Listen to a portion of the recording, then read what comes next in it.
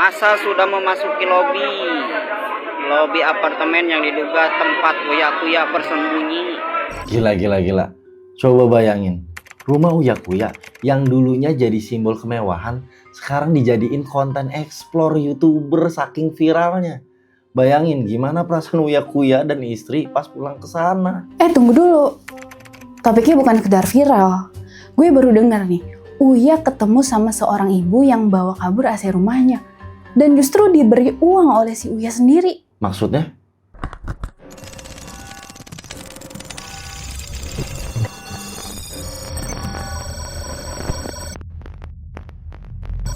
Lo harus tahu, berdasarkan laporan LHKPN, update terbaru Maret 2025, kekayaan Uya-Kuya tembus di 75,59 miliar setelah dikurangi utang senilai 1,17 miliar, properti senilai 51,5 miliar, termasuk rumah di AS senilai 15 miliar, plus tanah dan bangunan di Jakarta senilai 36,5 miliar.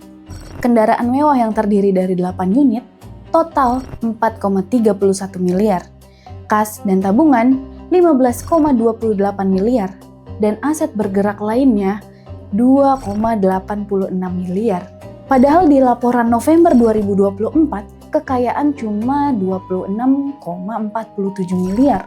Artinya, naik lebih dari 49 miliar hanya dalam beberapa bulan. Wajar kalau netizen makin curiga. Nah, sama dengan halnya dengan Eko Patrio, Uya-Kuya juga rumahnya dijarah sama warga. Dan kemana beliau saat rumahnya dijarah? Kemana?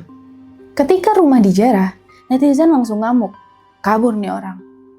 Tapi ini yang bikin mimisan. Uya bilang, demi Allah gue gak kabur ke luar negeri. Gue masih di Jakarta, di safe house katanya. Ada juga yang nyeletuk nih. Ya tenang, dia kan punya rumah di Amerika. Parah banget kan? Tapi kalau dipikir-pikir, gimana ya rasanya dituduh kabur? Padahal cuma jalan ke bandara. Toh selama di Jakarta ternyata kalem aja sih. Ini lebih kayak sinetron politik. Drama, plot twist, dan endingnya masih misteri. Jadi pelajaran ya, jangan langsung panik lihat video. Kadang netizen bisa lebih gesit, bikin berita daripada laporan polisi. Kabur? Belum tentu. Tapi viral, dikerjain ngomongnya tuh pasti. Oh, berarti kira-kira ketika demo berlangsung dari tanggal 25 Agustus sampai dengan 1 September, gedung DPR itu kosong dong? Iya, semua kerja di rumah. Ya bisa dibilang WFH kali ya? Enggak dong. Hah? Kan banyak yang keluar negeri. Betul juga. Apa aja sih yang dijarah oleh warga di rumah Uya-Kuya?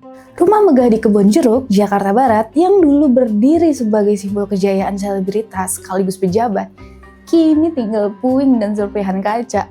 Setelah Uya-Kuya mengunggah permintaan maafnya, masa justru bergerak lebih cepat.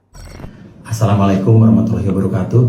Saya Uya-Kuya menyampaikan permohonan maaf yang sebesar-besarnya, tulus dari hati saya yang paling dalam, untuk seluruh masyarakat Indonesia atas apa yang terjadi beberapa hari terakhir ini, atas apa yang saya lakukan baik sengaja maupun tidak sengaja.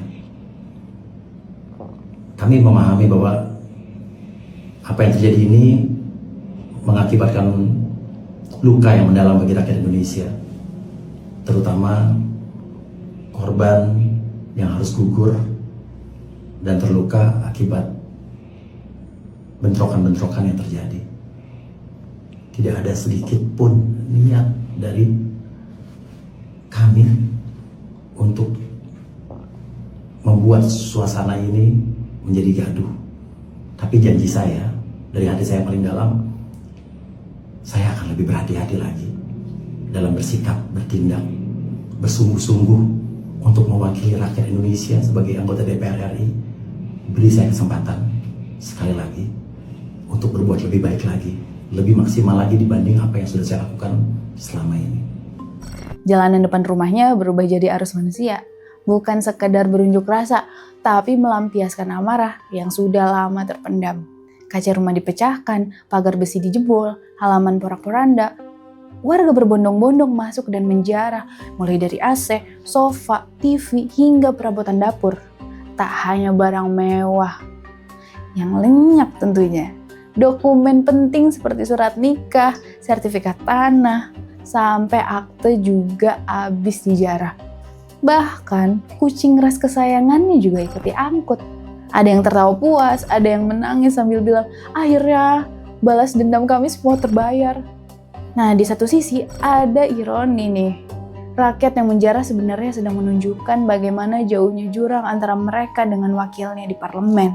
Bagi sebagian warga, membawa pulang AC atau kursi dari rumah Uya mungkin cuma simbol kecil. Bahwa mereka ingin merasakan hak yang selama ini diparlemenkan tapi tidak pernah dibagikan. Sekitaran rumah Uya Kuya nih ya. Nih, wilayah rumah Uya Kuya.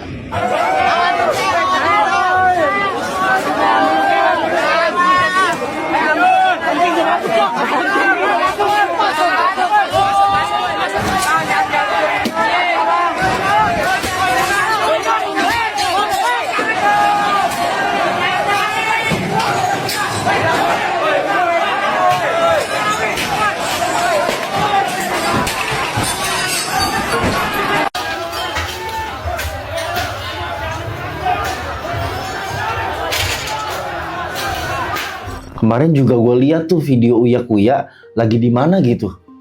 Terus disapa sama seseorang sambil ngerekam.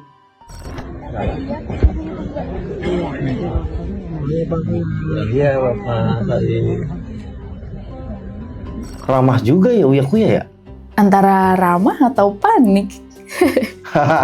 Nah, banyak nih beredar video Uya Kuya ikhlas dan tidak akan melaporkan kepada orang-orang yang menjarah rumahnya. Bahkan Uya Kuya bertemu dengan seorang ibu yang mengambil AC miliknya, tapi bukannya kesal, malah diberi uang. Gokil sih. Apa dia lagi pencitraan ya? Kita lihat videonya. Nah, gue jangan nangis lagi. Udah, jangan nangis lagi. Kita maafin ibu, kita maafin. Dan lupa. Jujur ya. Ya. Apa juga nggak kembalikan lupa. Iya. Sudah benar, benar. Udah. Dan Masih parah lagi. buat jajan cucu.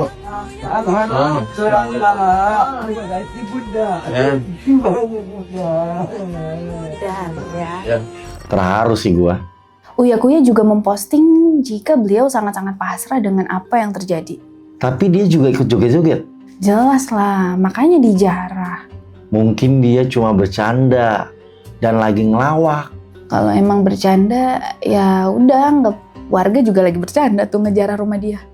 Assalamualaikum warahmatullahi wabarakatuh. Saya Uya Kuya kembali akan membuat dua video klarifikasi. Klarifikasi yang pertama adalah tentang banyaknya narasi atau statement-statement yang dibuat oleh banyak sosial media di luar sana tentang fitnahan-fitnahan terhadap gue. Seolah-olah gue membuat statement tertentu padahal gue tidak pernah membuat pernyataan tersebut. Gue diamkan, tapi mereka makin merajalela untuk membuat statement-statement seperti ini. Dan ini juga beredar ya, video lama gue di Desember tahun lalu yang akhirnya diangkat kembali oleh netizen. Saya Uya Kuya, suami dari Astrid, ingin mengklarifikasi dan meminta maaf sebesar-besarnya pada istri saya dan pada seluruh halayak atas kesalahan yang sudah saya lakukan. Dan masih banyak lagi sebetulnya ya. Ada video-video lama joget-joget 2021, 2022, 2023 yang kembali dimunculkan seolah-olah ini adalah video baru dan dinarasikan gue seolah-olah meledek netizen dan menantang netizen, menantang masyarakat. Padahal tidak, ini video lama. Bisa dilihat kok. Ini video ini pakai kalung zamannya Covid, antivirus, ingat kan?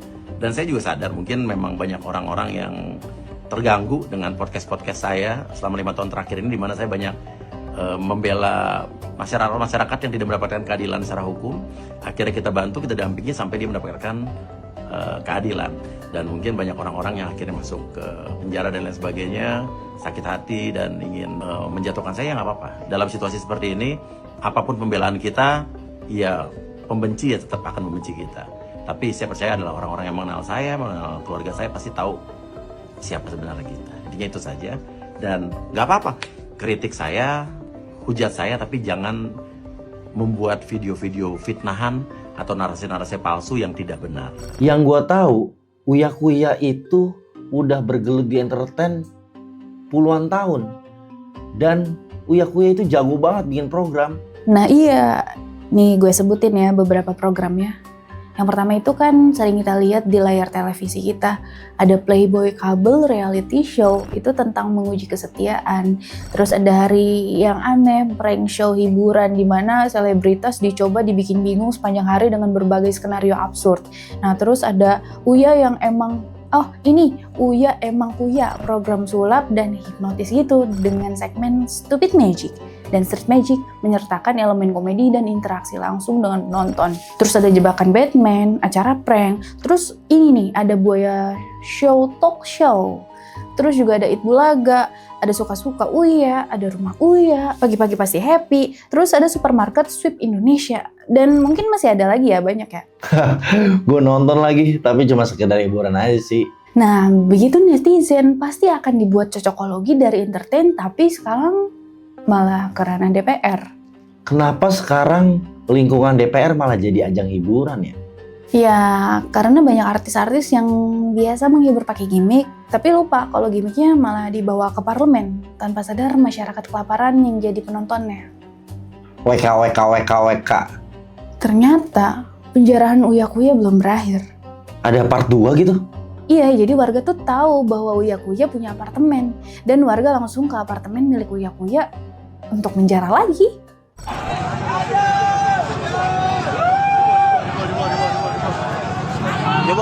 Jebol nih. Masa sudah memasuki lobi apartemen yang diduga tempat Uya Kuya bersembunyi. Ini masih tertahan oleh